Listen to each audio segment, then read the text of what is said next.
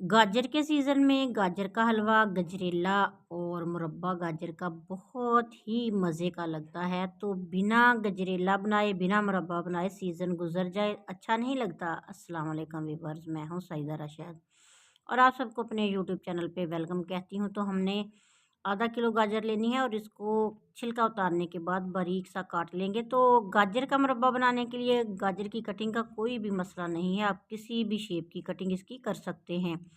तो मैंने इसलिए इसको ज़रा बारीक काटा है कि जल्दी ये पक जाती है और इसके अंदर तक चाशनी भी चली जाती है।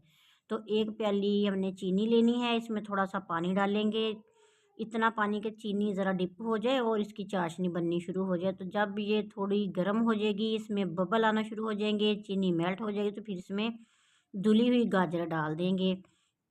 तो गाजर को हमने इसमें शीरे में डाल के पकाना है, तकरीबन 3 मिनट के लिए ढक्कन लगा के पकाना है, ताकि ये थोड़ी सी सॉफ्ट हो जाए और चीनी इसके अंदर जाना शुरू हो जाए। तो ये बहुत ही आसान रेसिपी है और इतना मज़े का ये लगता है मुरब्बा कि आप घर में बनाएं और गाजर का मुरब्बा तो इसका लुत्फ़ उठाएं। तो इसमें हमने 4 छोटी सब्ज़ इलायची डाल दी है। तो फिर से ढक्कन लगा देंगे और 2-3 मिनट के लिए आँच हल्की करके पकाएंगे। तो हमने इसमें नमक डालना है हाफ़ टी स्पून के बराबर, ये थोड़ा टेस्ट देगा, इसके साथ बहुत ही मज़े का टेस्ट आएगा।